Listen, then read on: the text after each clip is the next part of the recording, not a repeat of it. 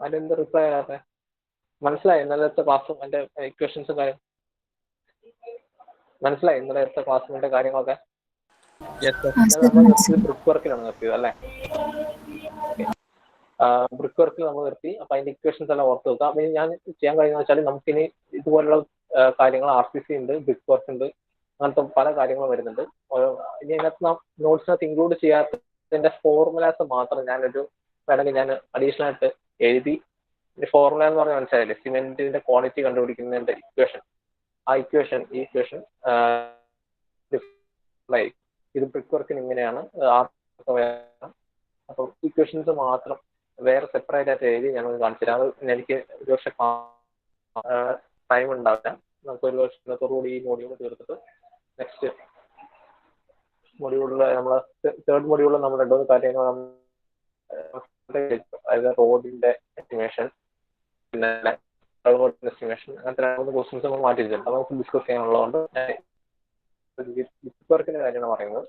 Brick വർക്കിന്റെ നിങ്ങൾ എല്ലാവർക്കും ഓർമ്മ ഉണ്ടാവും. അപ്പൊ നമ്മൾ ചെയ്തു കഴിഞ്ഞ് ബ്രിക്ക് വർക്കിന്റെ കാര്യം ഇനി ചെയ്യേണ്ടതെന്ന് വെച്ചാൽ പ്ലാസ്റ്ററിംഗ് ആണ്. ഞാൻ പറഞ്ഞു ഇതേപോലെ ചെയ്യാൻ സാറിന്റെ വോയിസ് കട്ടാവുന്നുണ്ട്. വോയിസ് കട്ടാവുന്നുണ്ടോ? സാർ സൗണ്ടും കുറവാണ്. ഇപ്പൊ കേക്കാവോ? ഉണ്ട് സാർ. ഇപ്പൊ കേൾക്കുന്നുണ്ടോ? കുഴപ്പമില്ല. ഞാൻ പറഞ്ഞതെന്താ വെച്ചാല് ഇങ്ങനത്തെ കുറെ RCC പ്ലാസ്റ്ററിംഗ് അങ്ങനത്തെ കുറെ കാര്യങ്ങൾ നമുക്ക് റാൻഡം നമ്പർ മേസൺറി അങ്ങനത്തെ പല കാര്യങ്ങൾ നമുക്ക് ക്ലാസ്സിൽ നമുക്ക് ഡിസ്കസ് ചെയ്യാം. ഫോർമുലാസ് എങ്ങനെയാണ് ചെയ്യുന്നത് കാര്യങ്ങളൊക്കെ. പിന്നെ അതില്ലാത്ത കാര്യങ്ങൾ ഉണ്ടാവും. അത് ഞാൻ നിങ്ങൾക്ക് ഒരു പക്ഷേ ഞങ്ങൾക്ക് ഷെയർ ചെയ്യാം. അത് ഓർത്ത് ഇതാക്കണ്ട. എല്ലാം നമുക്കൊരു സേഫ് സൈഡിന് വേണ്ടിയിട്ട് എല്ലാം ഒന്ന് റെഫർ ചെയ്ത് പോകുന്നതായിരിക്കും നല്ലത്. കാര്യം ഈ ഒരു ഫോർമുല കിട്ടിയാൽ തന്നെ നമുക്ക് ഒത്തിരി കാര്യങ്ങൾ ചെയ്യാൻ കഴിയും. ഈ ഫോർമുല ശരിക്കും വരുന്നത് എങ്ങനെയാണെന്ന് അറിയാലോ? നമ്മുടെ വെറ്റ് കോൺക്രീറ്റിന്റെ ഡ്രൈ കോൺക്രീറ്റ്, വെറ്റ് മിക്സിന്റെ ഡ്രൈ മിക്സിന്റെയും കൺസെപ്റ്റ് ആണ്. ഇപ്പൊ ഈ പ്ലാസ്റ്ററിംഗിന്റെ കാര്യത്തിൽ എന്താ സംഭവിക്കുന്നത് വെച്ചാൽ അതിന്റെ ഇക്വേഷൻ വരുന്നത് 2/sum എന്നാണ്. അതെന്താണ് വരിക? 100 മീറ്റർ സ്ക്വയറിനാണ് വരിക. നമ്മൾ നേരത്തെ നമ്മൾ 10 മീറ്റർ ക്യൂബ് എന്ന് എഴുതിയത് എന്ത് ഓർമ്മയുണ്ടോ? നമ്മൾ ബ്രിക്ക് വർക്ക് ഒക്കെ 10 മീറ്റർ ക്യൂബ് എന്ന് എഴുതിയത്. അതുപോലെ RCC നമ്മൾ 10 മീറ്റർ ക്യൂബ് എന്ന് എഴുതിയത്. കാര്യം എന്താണ്? അത് മീറ്റർ ക്യൂബിലാണ് അതിന്റെ ക്വാണ്ടിറ്റി എക്സ്പ്രസ് ചെയ്യുന്നത്. പക്ഷെ പ്ലാസ്റ്ററിംഗിലേക്ക് വന്നപ്പോൾ നമ്മളത് 10 മീറ്റർ ക്യൂബിന് പകരം നമ്മൾ 100 മീറ്റർ സ്ക്വയറിൽ നിന്നുള്ള ആണ് എഴുതുന്നത്. അതായത് 100 മീറ്റർ സ്ക്വയർ 12 mm വർക്കിന്. 12 mm പറഞ്ഞാൽ തിക്നെസ് ആണ്. തിക്നെസ് നമ്മുടെ ടേപ്പിന്റെ തിക്നെസ്. ഇതൊരു ശരിക്കും നമ്മുടെ നാട്ടിൽ പറയുകയാണെങ്കിൽ 1/2 ഇഞ്ച് ടേപ്പ് എന്നാണ് പറയാം 12 mm തിക്നെസ്. ആ 12 mm തിക്നെസിന്റെ ടേപ്പിന് പ്ലാസ്റ്ററിങ്ങിന് 100 മീറ്റർ സ്ക്വയർ ഏരിയയിൽ പ്ലാസ്റ്റർ ചെയ്യണമെങ്കിൽ ഉള്ള സിമെന്റിന്റെ പ്രൊപ്പോർഷൻ എത്ര ക്വാണ്ടിറ്റി എന്നുള്ളതാണ് നമ്മൾ കണ്ടുപിടിക്കുന്നത്. അതായത് 2/sum ആണ്. അത് ഈ 2 വരുന്നത് ശരിക്കും നമ്മുടെ ഡ്രൈ മിക്സും വെറ്റ് മിക്സും തമ്മിലുള്ള ഇതാണ്. അപ്പൊ അതായത് ഇവർ പറയുന്നത് വെച്ചാൽ നമ്മൾ ഡ്രൈ മിക്സ് എടുത്തു കഴിയുമ്പോൾ ലൂസ് ആയിട്ടിരിക്കുകയാണ് സിമെന്റും സാൻഡൊക്കെ. അപ്പം കുറച്ച് വോളിയം കൂടുതലായിരിക്കും അല്ലെ? അത് കഴിഞ്ഞ് നമ്മൾ വെള്ളം കുഴിച്ച് കുഴച്ച് കഴിയുമ്പോൾ എന്താവും? വോളിയം കുറയും എന്നുള്ളതാണ്. അപ്പൊ ശരിക്കും നമുക്ക് 100 മീറ്റർ സ്ക്വയർ കിട്ടണമെങ്കിൽ നമ്മൾ എന്ത് ചെയ്യുക? സിമെന്റിന്റെ ക്വാണ്ടിറ്റി കിട്ടണമെങ്കിൽ 2/sum ചെയ്യുക. ഇതാണ് നമ്മളുടെ ഇക്വേഷൻ. അപ്പൊ ഇത് ഓരോന്നും ഡിഫറെന്റ് ആയിരിക്കും. അതുകൊണ്ടാണ് ഓരോ RCCക്ക് കോൺക്രീറ്റിനൊക്കെ 15.4/sum വരുന്നത്, ബ്രിക്ക് വർക്കിനൊക്കെ 3/sum വരുന്നത്, സിമെന്റിനൊക്കെ 2/sum ഒക്കെ വരുന്നത്. അപ്പൊ അതുകൊണ്ട് നിങ്ങളത് ശ്രദ്ധിക്കുക. ഈ ഇക്വേഷൻ ഓർത്ത് വെക്കുക. ഇത് നമ്മുടെ ശരിക്കും വാൾ പ്ലാസ്റ്ററിംഗ് ആണ്. 12 mm വാൾ പ്ലാസ്റ്ററിംഗ് ആണ്. അതായത് നമ്മൾ സീലിംഗിന്റെ പ്ലാസ്റ്ററിംഗ് ആണെങ്കിൽ ചെറിയൊരു മാറ്റമുള്ളൂ. അതും 100 മീറ്റർ സ്ക്വയറിൽ തന്നെയാണ് എക്സ്പ്രസ് ചെയ്യുന്നത്. കാരണം ഏരിയയാണോ നമ്മൾ എക്സ്പ്രസ് ചെയ്യുന്നത്. ഏരിയയിൽ എക്സ്പ്രസ് ചെയ്യുന്ന കാര്യങ്ങളൊക്കെ നമ്മൾ 100 ആയിട്ടാണ് നമ്മുടെ യൂണിറ്റ് ആയിട്ട് എടുക്കുന്നത്. മീറ്റർ ക്യൂബ് എക്സ്പ്രസ് ചെയ്യുന്ന, വോളിയത്തിൽ എക്സ്പ്രസ് ചെയ്യുന്ന കാര്യങ്ങൾ, അതായത് നമ്മുടെ RCC വർക്കുകൾ, പിന്നെന്താണ് പറയുക, ബ്രിക്ക് വർക്കുകൾ, അങ്ങനത്തെ കാര്യങ്ങളൊക്കെ നമ്മൾ മീറ്റർ ക്യൂബിലാണ് എക്സ്പ്രസ് ചെയ്യുന്നത്. അത് 10 മീറ്റർ ക്യൂബിൽ എക്സ്പ്രസ് ചെയ്യും. ഇത് നമ്മൾ 100 മീറ്റർ സ്ക്വയറിൽ എക്സ്പ്രസ് ചെയ്യും. സിമെന്റിന്റെ ക്വാണ്ടിറ്റി കിട്ടണമെങ്കിൽ 1.8 ആണ് യൂസ് ചെയ്യേണ്ടത്. സീലിംഗ് പ്ലാസ്റ്ററിംഗിൽ നമ്മള് സീലിംഗ് ഇല്ല അവിടെ പ്ലാസ്റ്റർ ചെയ്യുന്നത്. നമ്മളെ വാൾ പ്ലാസ്റ്ററിംഗ് ആണ് 2/sum ഇങ്ങനെ ചെയ്യേണ്ടത്. അപ്പൊ നമുക്കൊരു ക്വസ്റ്റ്യൻ ചെയ്ത് നോക്കാം. ഇപ്പൊ prepare the analysis rate for 12 mm plastering of 1:6 or 1 meter square. 1 meter square ആണെങ്കിൽ 3 meter square എന്ന് എഴുതാം. അവരുടെ ക്വസ്റ്റ്യനിൽ മാറി മാറി അറിയിക്കും. ബാക്കി എല്ലാ ഡീറ്റെയിൽസും ക്വസ്റ്റ്യനിൽ തരും. അതുകൊണ്ടാണ് ഞാൻ ഇതിനകത്ത് ഈ ക്വസ്റ്റ്യനകത്ത് ഞാൻ എഴുതാത്തത്. ഞാൻ പറഞ്ഞു ഇന്നലെ ക്വസ്റ്റ്യൻ കിട്ടി നമുക്ക് കാണിച്ചു തന്നാലോ എന്തൊക്കെ ക്വസ്റ്റ്യൻ പേപ്പർ ഉണ്ടാവും എന്നുള്ള. ഓരോ മെറ്റീരിയലിന്റെ റേറ്റും ഉണ്ടാവും.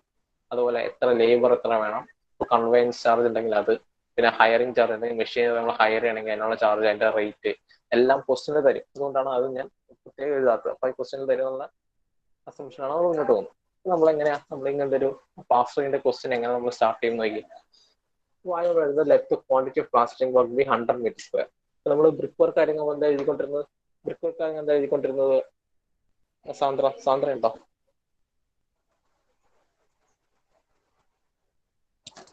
സാന്ദ്ര, ഞാൻ പറയുന്ന ഓഡിബിൾ അല്ലേ എല്ലാവർക്കും? Yes sir. സാന്ദ്ര പറയാം. നമ്മൾ ബ്രിക്ക് വർക്കിനായിരുന്നെങ്കിൽ നമ്മൾ എന്തായിരുന്നു ഫസ്റ്റ് നമ്മൾ എഴുതാം? Let the quantity of brick work shall be എന്ന് പറയുന്നത് എഴുതും.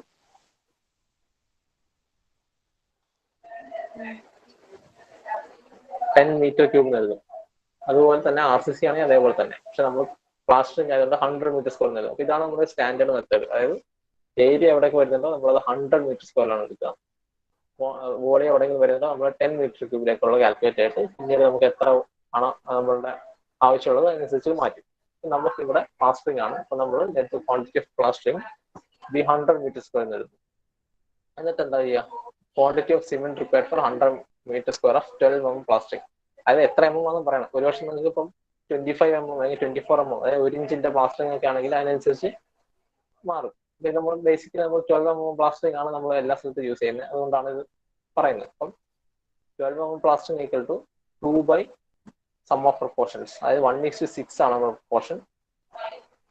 അപ്പം quantity of cement required for 100 metre square of 12 mm plastering വരും 2 by sum of proportions 2 by 7.286. അപ്പൊ നമ്മൾ റൗണ്ട് ചെയ്തിട്ട് ഒരു കുറച്ച് സേഫ് സൈഡിന് കുറച്ച് ഹയർ വാല്യൂ എടുക്കാം. അപ്പൊ നമുക്കൊരു 0.3 മീറ്റർ ക്യൂബ് എഴുതാം. അതിന് നമുക്ക് പ്രൊപ്പോർഷൻ വരുമ്പോൾ എഴുതാനൊക്കെ അതായിരിക്കും എളുപ്പം.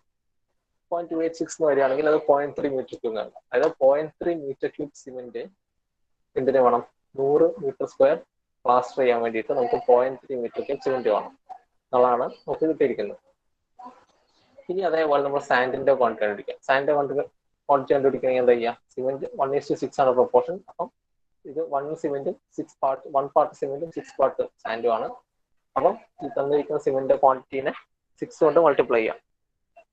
അപ്പം 0.3 മൾട്ടിപ്ലൈ ബൈ 6 1.8 മീറ്റർ ക്യൂബ് ഉണ്ടോ? മീറ്റർ സ്ക്വയർ അല്ല, മീറ്റർ ക്യൂബ് ആണ്. ശ്രദ്ധിക്കണം, ഇങ്ങനത്തെ ചെറിയ എററൊക്കെ വരും. നിങ്ങൾ അതൊക്കെ ഒന്ന് പറഞ്ഞു തരണം. ഇത് 1.8 മീറ്റർ ക്യൂബ് ആണ് കേട്ടോ, ഓർത്ത് വെച്ചാൽ മതി. ഞാൻ കറക്റ്റ് ചെയ്തിട്ട് ക്ലാസ് റൂമിൽ ഇടാം. പിന്നെ അങ്ങനെയാണ് 1.8 മീറ്റർ ക്യൂബ് എന്നാണ് കിട്ടിയിട്ടുള്ളത്. ഇനി നമ്മൾ എന്താ ചെയ്യേണ്ടതെന്ന് വെച്ചാൽ എന്ത് ചെയ്യുക? നമ്മളുടെ ടേബിൾ എഴുതാം. ടേബിൾ ഫോമിൽ നമ്മൾ ആക്കണം. ടേബിൾ ഫോമിൽ ആക്കാൻ വേണ്ടിയിട്ട് ഫസ്റ്റ് മെറ്റീരിയൽ എഴുതാം. മെറ്റീരിയൽ എന്താണ്? ഫസ്റ്റ് മെറ്റീരിയൽ സിമെന്റ്, പിന്നെ വരുന്ന സാൻഡ്. അപ്പോൾ സിമെന്റ് എത്ര ക്വാണ്ടിറ്റി ഉണ്ട് നമ്മൾ കണ്ടുപിടിച്ചത്? 0.3 metre cube. Sand 1.8 metre cube. Metre cube തന്നെയാണ്, മീറ്റർ സ്ക്വയർ അല്ല, ഓർത്തിട്ടാണ്. റേറ്റ് എന്താണ് വരിക? സിമെന്റിന്റെ 9,700 പെർ മീറ്റർ ക്യൂബ് ആണ് സിമെന്റിന്റെ റേറ്റ് വരിക. സാൻഡിന്റെ റേറ്റോ 1,500 പെർ മീറ്റർ ക്യൂബ് അല്ലെ? അപ്പം ഇതൊക്കെ ക്വസ്റ്റ്യൻ പറഞ്ഞാൽ ഈ രണ്ട് റേറ്റും ഇത് ജസ്റ്റ് മൾട്ടിപ്ലൈ ചെയ്യാം. അതായത് സിമെന്റിന്റെ കോസ്റ്റ് എന്ന് പറഞ്ഞാൽ 0.3 metre cube multiply by 9,700 answer 2,910 കിട്ടും. സാൻഡ് ആണെങ്കിൽ 1.8 മൾട്ടിപ്ലൈ ബൈ 1,500 2,700 കിട്ടും. നമ്മൾ മെറ്റീരിയൽസിന് ടോട്ടൽ കോസ്റ്റ് എഴുതാം. ഇത് രണ്ടാണ് നമുക്കുള്ള മെറ്റീരിയൽസ്. പിന്നെ വരുന്നത് ലേബർ ആണ്. ലേബർ എന്ന് പറഞ്ഞാൽ മിസ്ട്രി, നേരത്തെ പറഞ്ഞ പോലെ നമ്മളുടെ CPWD Delhi schedule of rates എന്നാണ് CPWD ഇവോൾവ് ചെയ്തത്. അതുകൊണ്ട് തന്നെ എല്ലാ കാര്യങ്ങളും അവിടുത്തെ ലോക്കൽ ഭാഷയിലാണ് പറയുന്നത്. നമ്മുടെ നാട്ടിലൊക്കെ പറയുന്ന പോലെ ഇപ്പം മെയ്സൺ, ഹെഡ് മെയ്സൺ, കാർപ്പൻറ്റർ ഒന്നും ആയിരിക്കില്ല. അപ്പൊ ഓരോന്നിനും ഓരോ പേരായിരിക്കും. സത്യം പറഞ്ഞാൽ എനിക്കറിയില്ല എന്താണ് മസ്ദൂർ, ബിഷ്ടി എന്നൊക്കെ ഉദ്ദേശിക്കുന്നത്. പക്ഷെ ശരിക്കും നമ്മളുടെ ഇതിൽ എഴുതുമ്പോൾ ക്വസ്റ്റ്യൻ എന്താണെന്നായിരുന്നു അത് എഴുതുക. ലേബർ എന്ത് ടൈപ്പ് ആണെന്നുള്ളത് ക്വസ്റ്റ്യൻ എന്താണെന്നായിരുന്നു അത് എഴുതുക. ഇവിടെ ഇപ്പൊ ക്വസ്റ്റ്യനിൽ ആ ബുക്കിൽ പറഞ്ഞിരിക്കുന്നത് ഇങ്ങനെയായിരിക്കാം. അതുകൊണ്ടാണ് അവർ എഴുതിയിട്ടുണ്ടാവുക. നിങ്ങളുടെ ഇപ്പം KQ ക്വസ്റ്റ്യൻ പേപ്പറിൽ ഒരു കേരള ഷെഡ്യൂൾ ഓഫ് റേറ്റ്സിന്റെ രീതിയിലായിരിക്കാം, അല്ലെങ്കിൽ CPWDന്റെ രീതി തന്നെയാണെങ്കിൽ ഇതേപോലെയൊക്കെ ഭാഷകൾ വരും. എന്താണെന്ന് വെച്ചാൽ അതുപോലെ എഴുതുക. മിസ്റ്റേക്ക് എന്ന് പറഞ്ഞാൽ ഹാഫ് നമ്പേഴ്സ്, അതായത് ഒരു മിസ്റ്റേക്ക് അര ദിവസം ചിലപ്പോൾ വർക്ക് ചെയ്യാം. മിസ്റ്ററിന്റെ rate 425 per day question number ഉണ്ടാവും. ഈ നമ്പേഴ്സും ക്വസ്റ്റ്യൻ നമ്പർ ഉണ്ടാവും. അതും ഓർത്ത് വെച്ചാൽ മതി. നേരത്തെ ക്വസ്റ്റ്യൻ പേപ്പർ കാണിച്ചാൽ മതില്ലേ? ഒന്നും കൂടി കാണണം ക്വസ്റ്റ്യൻ പേപ്പർ, ഒന്നും കൂടി വേണേൽ കാണിച്ചു തരാം.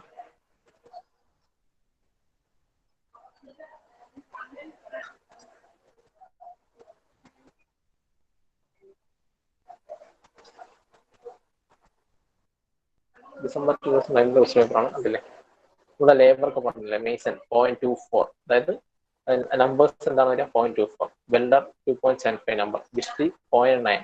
അപ്പൊ അവിടെ നമ്മൾ നമ്പേഴ്സിന് അതനുസരിച്ച് ഇങ്ങനെ എഴുതുക. അപ്പൊ അതിന്റെ അനുസരിച്ച് റേറ്റും പറയുന്നുണ്ട്, അല്ലേ, ഓരോന്നിന്റെ റേറ്റും പറയുന്നുണ്ട്. അവിടെ ലേബർ പെർ ഡേ എത്ര റേറ്റ് ഇതൊക്കെ പറയുന്നുണ്ട്. അപ്പൊ അതൊന്നും വിഷയമില്ല. പക്ഷെ ഇതൊക്കെ എഴുതുന്നതെന്ന് പറഞ്ഞാൽ നമ്മളൊരു പ്രോപ്പർ സ്റ്റാൻഡേർഡ് ഫോർമാറ്റിൽ എഴുതണമെന്നേ ഉള്ളൂ. അങ്ങനെയാണ് ഇവിടെ ഷെഡ്യൂൾ ഓഫ് റൈറ്റ്സ് പ്രിപ്പയർ ചെയ്യുമ്പോൾ ശ്രദ്ധിക്കേണ്ടത്. എന്തൊക്കെ ക്വസ്റ്റ്യൻ പറയുന്നത് അപ്പൊ ഡീറ്റെയിൽ ആയിട്ട് എഴുതണം. അപ്പൊ നിങ്ങൾ ഒരു പക്ഷേ ഇവിടെ സാൻഡ് വെറുതെ സാൻഡ് എന്ന് എഴുതുന്നതിന് പകരം ഇവിടെ നിങ്ങൾക്ക് ഇവിടെ 20 mm അഗ്രഗേറ്റുന്ന 10 mm അല്ലെങ്കിൽ കോഴ്സ് ആൻഡ് സോൺ 3 എന്ന കാര്യങ്ങളൊക്കെ നിങ്ങൾ എന്ത് ചെയ്യുക, ഈ മെറ്റീരിയലിനൊക്കെ എഴുതുന്ന സമയത്ത് ഡിസ്ക്രിപ്ഷനിൽ ഇങ്ങനെ എഴുതി പോവുക. എന്താണ് സമയത്ത് അതേപോലെ തന്നെ. ഇങ്ങനെയാണ് സ്റ്റാൻഡേർഡ് മെത്തേഡ് ചെയ്യേണ്ടത്. എന്നിട്ട് മസ്ദൂർ അതിന്റെ പറയുന്ന റേറ്റ് എഴുതുക, മൾട്ടിപ്ലൈ ചെയ്തിട്ട് ടോട്ടൽ ക്വാണ്ടിറ്റി കണ്ടുപിടിക്കുക. Scaffolding and tools and plans അത് ലംസമായിട്ടാണ് വരിക. നമ്മുടെ ഈ ക്വസ്റ്റ്യൻ പേപ്പറിൽ പലപ്പോഴും തന്നിരിക്കുന്നുണ്ടല്ലേ ഹയർ ചാർജസ് ഉണ്ടാവും. ഇപ്പൊ നമ്മൾ കോൺക്രീറ്റ് മിക്സർ ഒക്കെ ആണെങ്കിൽ നമ്മൾ സ്വന്തമായിട്ടില്ലെങ്കിൽ ചിലപ്പോൾ നമ്മൾ വാടകയ്ക്ക് എടുക്കണ്ടാവും. അതിന്റെ റേറ്റ് എത്ര നോക്കാം, എത്ര യൂണിറ്റ് വേണം നോക്കാം. പിന്നെ സൺറൈസ് എന്ന് പറഞ്ഞാൽ ഞാൻ നേരത്തെ പറഞ്ഞ പോലെ മിസലേനിയസ് ചാർജസ് ആണ്. പിന്നെ water charge, contractor profit, over head charge, ഇങ്ങനത്തെ കാര്യങ്ങളൊക്കെ CPWD വെച്ച് ചെയ്യാൻ കഴിയും. ഓവർ ഹെഡ് ചാർജ് നിങ്ങൾക്കൊരു 1% 2% ആഡ് ചെയ്യാം. വാട്ടർ ചാർജ് കോൺട്രാക്ട് പ്രോഫിറ്റ് നേരത്തെ പറഞ്ഞിട്ടുള്ളതാണ്. ഇങ്ങനെയൊക്കെയാണ് വളരെ സിമ്പിൾ ആയിട്ടുള്ള രീതിയിൽ തന്നെയാണ് ക്വസ്റ്റ്യൻസ് വരിക. അതൊന്ന് മനസ്സിലാക്കി അതിനെ ടാബ്ലർ ഫോമിലേക്ക് എഴുതി ഓട്ടോ കമ്പ്യൂട്ട് ചെയ്യുന്നത് മാത്രമുള്ള നിങ്ങളുടെ ഉദ്ദേശം. അത് പ്രത്യേകിച്ച് ഞാൻ എക്സ്പ്ലെയിൻ ചെയ്യേണ്ട, നേരത്തെ പറഞ്ഞ കാര്യം തന്നെയാണ്. ടോട്ടൽ കോസ്റ്റ് എഴുതി, വാട്ടർ ചാർജ് ആഡ് ചെയ്തു. ടോട്ടൽ കോസ്റ്റ് പറഞ്ഞാൽ മെറ്റീരിയലിന്റെ ലേബറിന്റെ. അപ്പോൾ ഇതിനകത്ത് നമ്മുടെ ക്വസ്റ്റ്യൻ പേപ്പറിൽ പറഞ്ഞ പോലെ എന്താണ് ഇങ്ങനത്തെ പല കാര്യങ്ങളും വരികയാണ്. കാരിയേജ് പ്രൊഫഷൻസ്, ഹയർ ചാർജസ്, അങ്ങനത്തെ കാര്യങ്ങളൊക്കെ വരുന്നുണ്ടെങ്കിൽ അതും ഇൻക്ലൂഡ് ചെയ്യാം കോസ്റ്റിന്റെ കൂടെ. സെപ്പറേറ്റ് ഹെഡിങ്ങിന് കോസ്റ്റ് ചെയ്ത് ടോട്ടൽ കോസ്റ്റ് കമ്പ്യൂട്ട് ചെയ്ത് വാട്ടർ ചാർജ് സെപ്പറേറ്റ് ആയിട്ട് ആഡ് ചെയ്യാം 1.5%. പിന്നെ കോൺട്രാക്ടർ പ്രോഫിറ്റ് ആഡ് ചെയ്യാം. പിന്നെ ഇപ്പോൾ ഓവർ ഹെഡ് ചാർജ് ഇപ്പോൾ 2% 3% ഒക്കെ ഉണ്ടെങ്കിൽ അത് ആഡ് ചെയ്യാം. നോർമലി 3% ആണെന്ന് എൻ്റെ ഒരു ഓർമ്മ ചാർജസ്. അപ്പൊ അത് അതിന്റെ കൂടെ ആഡ് ചെയ്യാം. ടോട്ടൽ കോസ്റ്റ് 100 മീറ്റർ സ്ക്വയറാണ് കണ്ടുപിടിച്ചിട്ടുള്ളത്. ഇത് ശ്രദ്ധിക്കണം, 100 മീറ്റർ സ്ക്വയറാണ് കണ്ടുപിടിച്ചിട്ടുള്ളത്. ഈ ലാസ്റ്റ് സ്റ്റെപ്പിലാണ് ഏറ്റവും കൂടുതൽ മാർക്ക് വരാൻ സാധ്യതയുള്ളത്. നമ്മളിപ്പോൾ ചെയ്തിരിക്കുന്ന 100 മീറ്റർ സ്ക്വയറിനാണ്. പക്ഷെ നമ്മുടെ ക്വസ്റ്റ്യൻ ചോദിച്ചിരിക്കുന്നത് എന്താണ്, 1 മീറ്റർ സ്ക്വയറിലാണ്. നമ്മളുടെ ഇങ്ങനത്തെ ക്വസ്റ്റ്യൻ പറയുന്നത് എന്താണ്, ഇങ്ങനത്തെ ക്വസ്റ്റ്യൻസ് വെച്ചാൽ മതി. ഡെവലപ്പ് നമ്മുടെ question just develop rate analysis for DSR item Delhi schedule of rates ആണ്. Item number 5.3. അതിനകത്ത് ആ ഡൽഹി ഷെഡ്യൂൾ ബുക്സിനകത്ത് റേറ്റ് കാര്യങ്ങൾ പറയുന്നുണ്ട്. പക്ഷെ നിങ്ങൾക്ക് ബുക്ക് അകത്ത് കയറ്റാൻ കഴിയില്ല എന്നാണ് എനിക്ക് തോന്നുന്നത്. Reinforced cement concrete work with 1:1.5:3, 3 graded stone aggregate, 20 mm nominal size. In beams, suspended floors, roofs having slope up to 15% standings above wind level up to floor 5 level, excluding the cost of centering, shuttering, finishing and reinforcement. അതായത് നിങ്ങൾ reinforcement വേണ്ടെങ്കിൽ എന്താ പറയേണ്ടത്, ഇതിനകത്ത് നിങ്ങൾ നമ്മളുടെ എന്താ പറയാ സ്റ്റീൽ റീൻഫോഴ്സ്മെന്റിന്റെ ക്വാണ്ടിറ്റിയും റേറ്റും കണ്ടുപിടിക്കണ്ട. ജസ്റ്റ് നമ്മൾ ചെയ്യേണ്ടത് കോൺക്രീറ്റ് മാത്രം കണ്ടുപിടിച്ചാൽ മതി. എക്സ്ക്ലൂഡിംഗ് എന്നാണ് പറഞ്ഞത്. Excluding the cost of centring, shuttering, finishing and reinforcement. Centring and shuttering എന്ന് പറഞ്ഞാൽ നമ്മളുടെ ഫോം വർക്ക് വരും. പിന്നെ ഫിനിഷിംഗ് ചാർജ് അത് കൂട്ടണ്ട. പിന്നെ റീൻഫോഴ്സ്മെന്റ് വർക്കിന്റെ റേറ്റും കൂട്ടണ്ട. അപ്പൊ ഇത് ഈ കാര്യങ്ങളൊക്കെ നോർമലി പറയുന്ന കാര്യങ്ങളാണ്. മെറ്റീരിയൽ എത്ര തരുന്നത് നോക്കുക. കാര്യം മെറ്റീരിയൽ ഓൾറെഡി കാൽക്കുലേറ്റ് ചെയ്തിട്ടുണ്ട്. അതുകൊണ്ടാണ് ബാക്കിയുള്ള കാര്യങ്ങളൊന്നും നമുക്ക് റിലവൻ്റ് അല്ലാത്തത്. മെറ്റീരിയൽ ഓൾറെഡി നമുക്ക് തന്നിട്ടുണ്ട്, അതിനനുസരിച്ച് കാൽക്കുലേറ്റ് ചെയ്യാം. അപ്പൊ ഇത്രയേ ഉള്ളൂ കാര്യം. ഇതിപ്പം ഞാൻ പ്ലാസ്റ്ററിന്റെ കാര്യമാണ് പറഞ്ഞത്. ഇത് ക്വസ്റ്റ്യൻ പേപ്പറിൽ വന്നിരിക്കുന്നത് RCC ആണ്. മിക്കപ്പോൾ എനിക്ക് തോന്നുന്ന ഒരു 80% ചാൻസ് നിങ്ങൾക്ക് RCC കഴിക്കാനായിരിക്കും ചാൻസ്. കാര്യം അതാണ് കൂടുതൽ ചെയ്യാനുള്ളത്. ഇപ്പൊ നമ്മളിപ്പം എന്താ പറയുക പ്ലാസ്റ്ററിന്റെ കാര്യം പറഞ്ഞു 1:6. എന്നിട്ട് നമ്മൾ 1 മീറ്റർ സ്ക്വയറാണ് ചെയ്തിട്ടുള്ളത്. 12 mm കണ്ടുപിടിക്കാം. അപ്പം നിങ്ങൾക്ക് ഇപ്പൊ ഇങ്ങനത്തെ ഒരു ക്വസ്റ്റ്യൻ പറഞ്ഞിട്ടുള്ള ഇവര് കറക്റ്റ് ആയിട്ട് പറയുന്നില്ല എത്ര മീറ്റർ ക്യൂബിനുള്ള കണ്ടുപിടിക്കണം. മനസ്സിലായോ? എവിടെയും പറയുന്നില്ല എത്ര മീറ്റർ ക്യൂബ് കോൺക്രീറ്റിനുള്ള കണ്ടുപിടിക്കണമെന്ന്. അപ്പൊ നിങ്ങൾ ജസ്റ്റ് ഈ ടോട്ടൽ ക്വാണ്ടിറ്റി കണ്ടുപിടിച്ചിട്ട് 100 മീറ്റർ സ്ക്വയറിന് ഇത്രയുണ്ടെന്ന് അങ്ങ് ചെയ്യാം. മനസ്സിലായോ? ആ സ്റ്റെപ്പ് കൊണ്ട് നമുക്ക് നിർത്താം. അപ്പൊ അങ്ങനെയാണ് പറഞ്ഞു തന്നിട്ടുള്ളത്. ഞാനിത് കുറച്ച് വളരെ എളുപ്പമായതുകൊണ്ടാണ് ഞാൻ വേഗം വിടുന്നത്. ഇനി നെക്സ്റ്റ് പോയിന്റിംഗ് വർക്കാണ്. എന്റെ ഇക്വേഷൻ മാത്രം നമുക്ക് ജസ്റ്റ് നോക്കിയിടാം. പോയിന്റിംഗ് വർക്ക് എന്ന് പറഞ്ഞാൽ എന്താ അറിയില്ലേ, അതായത് നമ്മുടെ ബ്രിക്കിനകത്ത് കൂടി നമ്മൾ എന്താ ചെയ്യാ,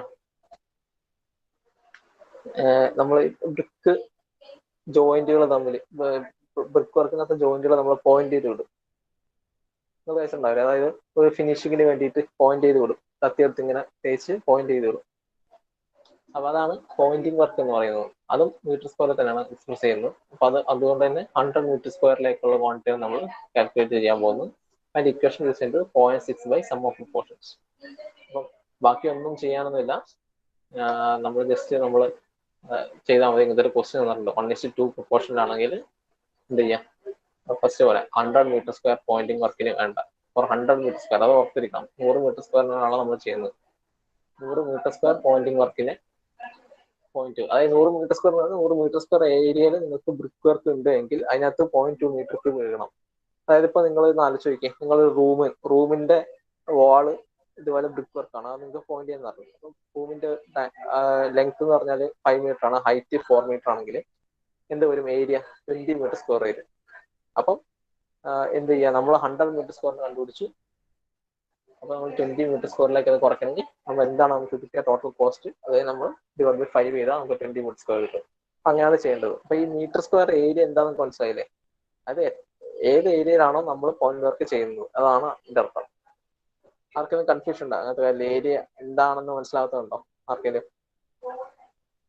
ഇതിന്റെ പോയിന്റിങ്ങിന്റെ മാത്രം ഏരിയ അല്ല കേട്ടോ, അതായത് മൊത്തം വർക്കിന്റെ ഏരിയ ആണ് പറയുന്നത്.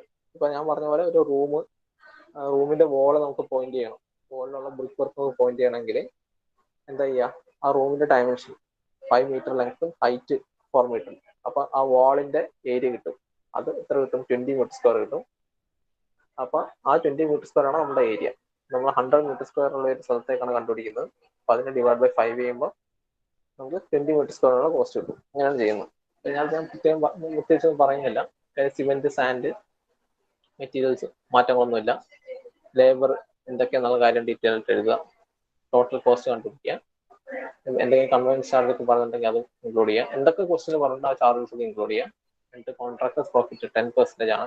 ഇതും കൂടി ഓർത്തിരിക്കണം. വാട്ടർ ചാർജ് 1.5% ആണ് എല്ലാ സ്ഥലത്തും കൂടെ എടുക്കുക ടോട്ടൽ കോസ്റ്റ്. വാട്ടർ ചാർജ് എന്ന് പറഞ്ഞാൽ നമുക്ക് വെള്ളം വേണം.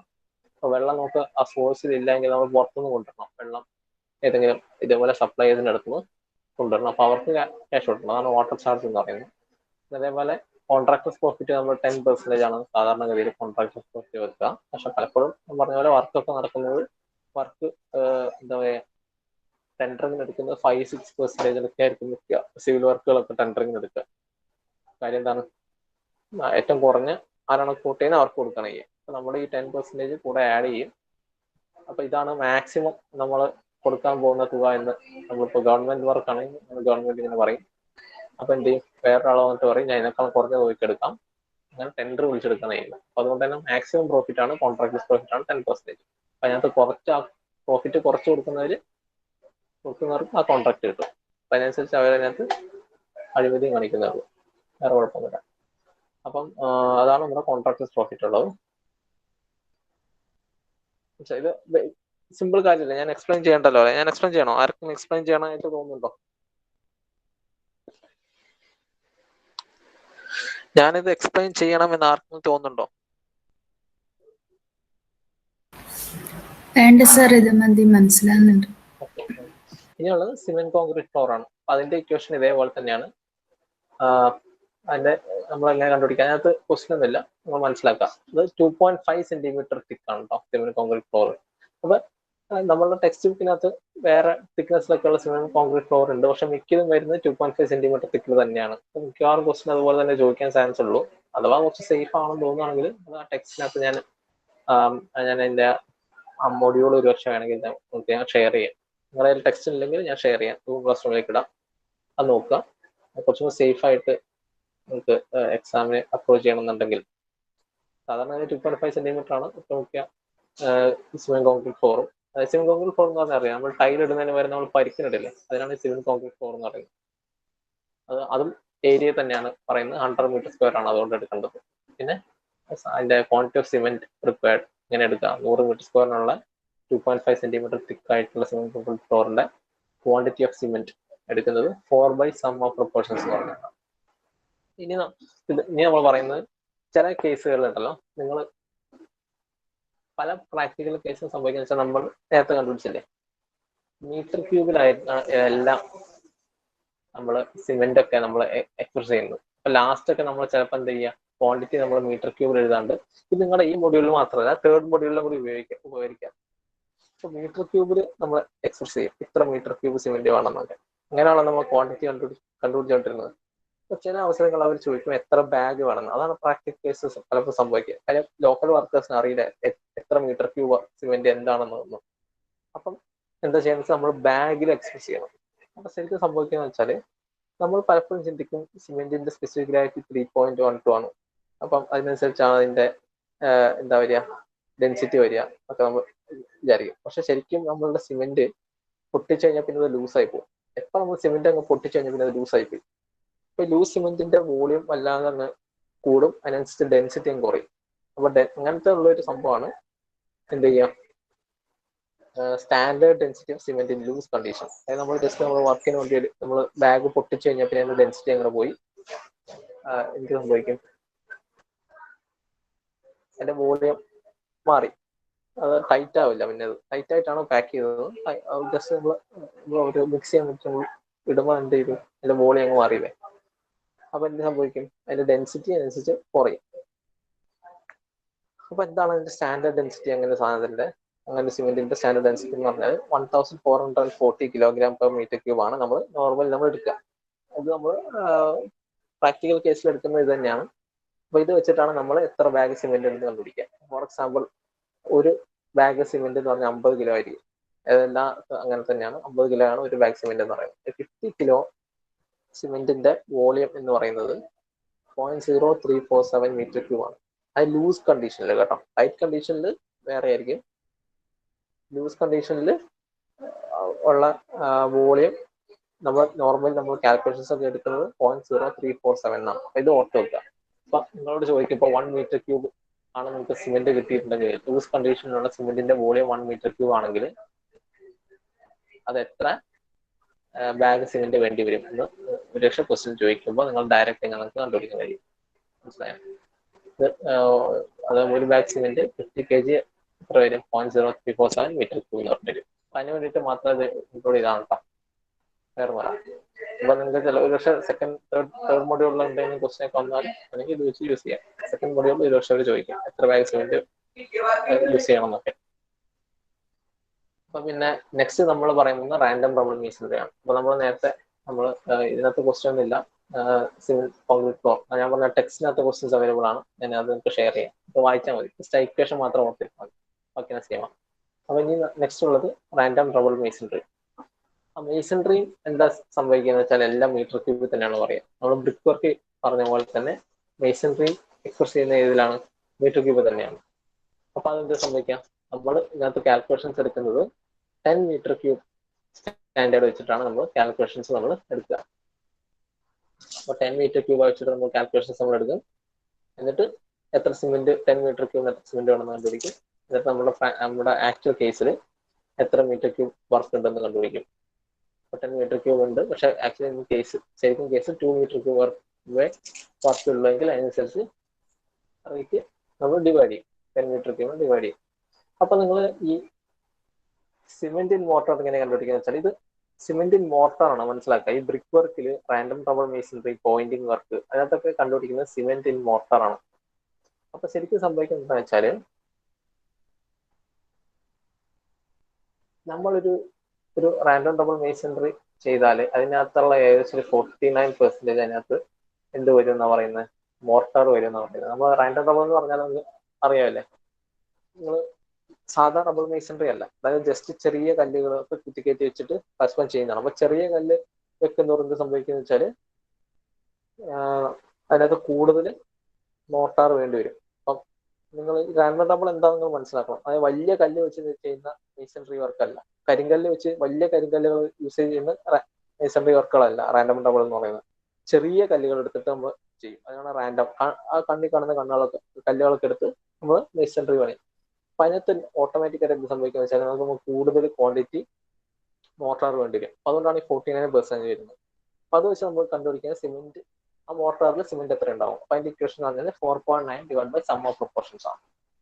അപ്പൊ അതുപോലെ തന്നെ പല ടൈപ്പ് മേസൺട്രികളുണ്ട്. ഫസ്റ്റ് റാൻഡം റബിൾ പറഞ്ഞു, പിന്നെ ഇനി കോസ്റ്റ് റബിൾ. അത് നമുക്ക് വ്യക്തമായ കോഴ്സ് ഉണ്ടാവും എങ്ങനെയാണ് വെക്കേണ്ടതെന്നുള്ള കാര്യങ്ങളൊക്കെ പ്രോപ്പറായിട്ട് നമ്മൾ ചെയ്യും. ഈ കോസ്റ്റ് റബിൾ മേസൺട്രിയാണ് മിക്ക സ്ഥലങ്ങൾ നമ്മൾ യൂസ് ചെയ്യുക. ഈ കരിങ്കല്ലൊക്കെ യൂസ് ചെയ്തിട്ട് നമ്മൾ ഭിത്തി കെട്ടാനും തിണ്ട് കെട്ടാനൊക്കെ പറയില്ലേ, അതൊക്കെ യൂസ് ചെയ്യുന്നത്. അതിനകത്തൊക്കെ എന്താണെന്ന് വെച്ചാൽ ഓരോ സ്റ്റോണിന്റെ വലിപ്പം കൂടുതലായിരിക്കും. അപ്പൊ അതിനനുസരിച്ച് മോർട്ടാറിന്റെ വോളിയം കുറയും. അപ്പൊ സ്റ്റോണിന്റെ വോളിയം ഇത്ര ആണെങ്കിൽ മോർട്ടാർ ഇത്രയും വോളിയം ഉണ്ടാവുള്ളൂ. അതായത് 10 മീറ്റർ ക്യൂബ് വേണമെന്നുണ്ടെങ്കിൽ 12.5 മീറ്റർ ക്യൂബ് സ്റ്റോൺ വേണം, 4.2 മീറ്റർ ക്യൂബ് മോർട്ടാർ വേണം. എന്ത് കണ്ടീഷനിൽ? ഡ്രൈ കണ്ടീഷനിൽ 4.2 മീറ്റർ ക്യൂബ് മോർട്ടാർ. മനസ്സിലാക്കേണ്ടത് വെറ്റ് കണ്ടീഷനിൽ, അതായത് മിക്സ് ചെയ്ത് കഴിഞ്ഞിട്ടുള്ള കണ്ടീഷനല്ല, ഡ്രൈ കണ്ടീഷനിൽ 4.2 മീറ്റർ ക്യൂബ് മോർട്ടാർ വേണം. അതേപോലെ സ്റ്റോൺ സംഭവിക്കും ഒറ്റ കല്ലായിട്ട് 12.5 മീറ്റർ ക്യൂബ് ആണ്. നമ്മൾ പൊളിച്ച ശേഷമുള്ള ക്വാണ്ടിറ്റി അല്ല പറയുന്നത്. പൊളിച്ച ശേഷം വരുമ്പോൾ സംഭവിക്കാം കുറച്ചും കൂടി ഡിസ്പോസ്ഡ് ആവും, അതിനനുസരിച്ച് സ്റ്റോണിന്റെ വോളിയം കൂടും. അത് നിങ്ങൾ മനസ്സിലാക്കി വെക്കുക. ഡ്രൈ കണ്ടീഷൻസാണ് പറയുന്നത്.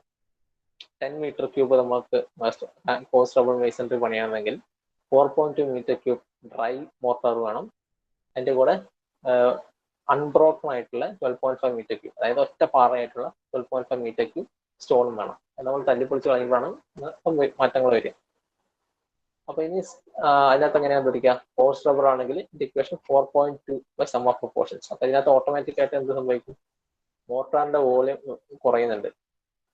കാര്യം കുറച്ചും കൂടി വലിയ സ്റ്റോൺസ് ഒക്കെ ആയിരിക്കും യൂസ് ചെയ്യുക ഈ കോസ്റ്റ് റബറിന്. അതുകൊണ്ട് തന്നെ അതിന്റെ ഇടയിൽ മോർട്ടറിന്റെ പെർസെന്റേജ് കുറയും. അപ്പം സിമെന്റ് എത്ര വരും നോക്കിയാൽ 4.2 42% മോർട്ടാർ വരിക. അപ്പം അത് വെച്ച് നമ്മൾ 10 മീറ്റർ ക്യൂബ് എടുക്കുമ്പോൾ 4 divide by sum of portions ആണ് നമുക്ക് സിമെന്റിന്റെ ക്വാണ്ടിറ്റി കിട്ടുക. അപ്പൊ ഇതാണ് നമ്മൾ ചെയ്ത റാൻഡം റബിളും കോസ്റ്റ് റബിളും. പിന്നെ ഉള്ളത് അഷ്ലാർ മേസൺട്രി ആണ്. അപ്പൊ ഇത് കുറച്ചും കൂടി മികച്ച സാധനമാണ്. കാര്യം ബ്രിക്ക് കുറച്ചും കൂടി നമുക്ക് എന്താ പറയുക, ഒരു സ്കിൽഡ് ആൾക്കാർ ചെയ്യുന്നതായിരിക്കും. അതുകൊണ്ട് തന്നെ 12.5 metre cube 10 metre cube ashlar masonry ആണെങ്കിൽ 12.5 മീറ്റർ ക്യൂബ് സ്റ്റോൺ മതി. പക്ഷെ മോർട്ടാർ എന്ത് മതി? മനസ്സിലായേ? അതായത് 2.4 മതി. നേരത്തെ കേസുകളിലൊക്കെ മോർട്ടാറിന് ഡ്രൈ മോർട്ടാറിന്റെ എമൗണ്ട് കൂടുതലായിരിക്കും. പക്ഷെ ഇത് അഷ്ലാർ മേസൺട്രി പലപ്പോഴും ചെയ്യുന്നത് വളരെയധികം സ്കിൽഡ് ആയിട്ടുള്ള ലേബേഴ്സ് ആയിരിക്കും. അതുകൊണ്ട് തന്നെ മോർട്ടാറിന്റെ എമൗണ്ട് കുറച്ച് മതി.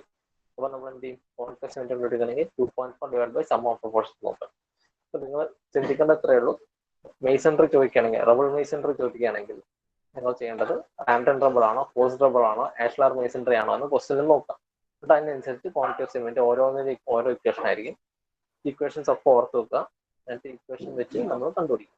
ഇക്വേഷൻസ് ഓർത്ത് വെക്കുന്നത് മാത്രമാണ് നിങ്ങൾക്ക് ശരിക്കും മൊഡ്യൂളിലുള്ള ഒരു മെയിൻ ആയിട്ടുള്ളൊരു സംഭവം. ബാക്കിയെല്ലാം എന്താ പറയുന്നത്, ടിപ്പിക്കലായിട്ടാണ് അതിന്റെ കാര്യങ്ങളൊക്കെ ടേബിളൊക്കെ ഉണ്ടാക്കുന്നത്. അപ്പോൾ പുറത്താണ് നമ്മൾ ഒരു പ്രോബ്ലം കൂടി നോക്കാം.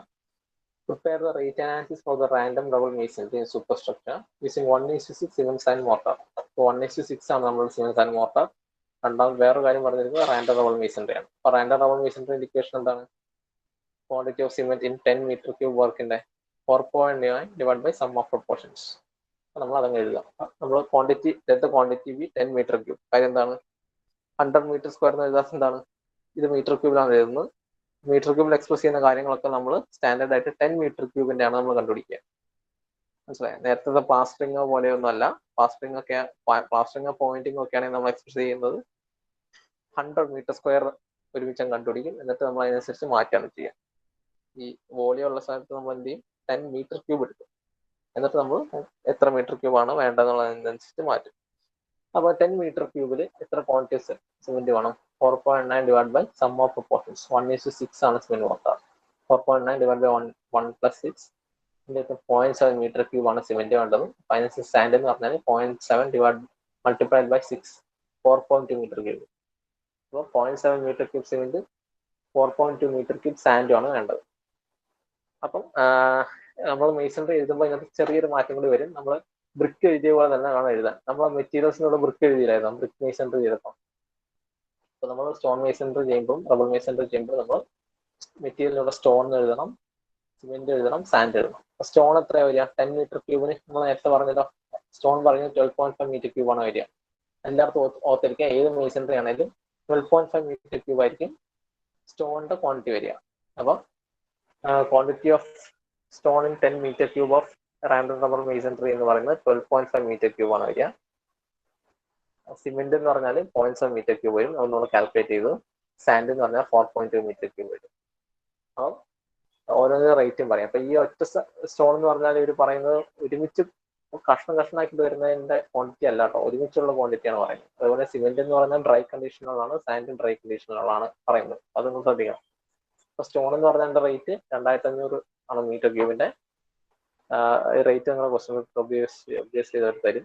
അപ്പൊ ടോട്ടൽ കോസ്റ്റ് കണ്ടുപിടിക്കാം, സിമെന്റിന്റെ കോസ്റ്റ് കണ്ടുപിടിക്കാം, സാൻഡിന്റെ കോസ്റ്റ് കണ്ടുപിടിക്കാം, അങ്ങനെ മെറ്റീരിയൽസിന് ടോട്ടൽ കോസ്റ്റ് കിട്ടും.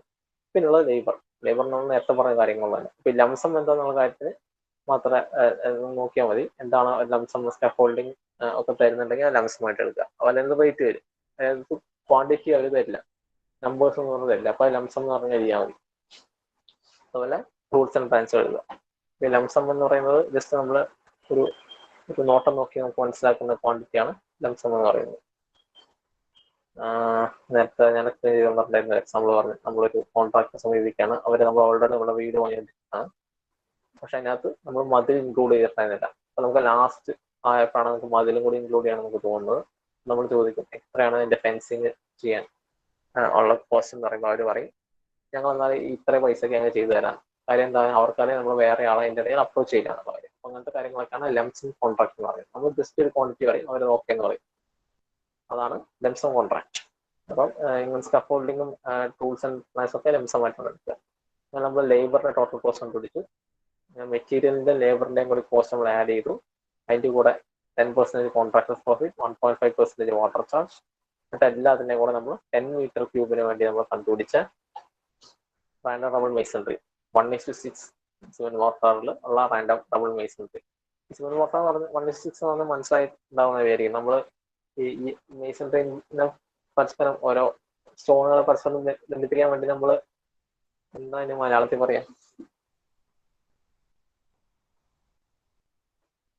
നമ്മൾ അതിന്റെ സിമെന്റും സാൻഡും കൂടെ മിക്സ് ചെയ്യില്ലേ, മോർട്ടാർ. അതിനാണ് 1:6 എന്ന് പറയുന്നത്. ആ മോർട്ടാറിൽ യൂസ് ചെയ്തിരിക്കുന്ന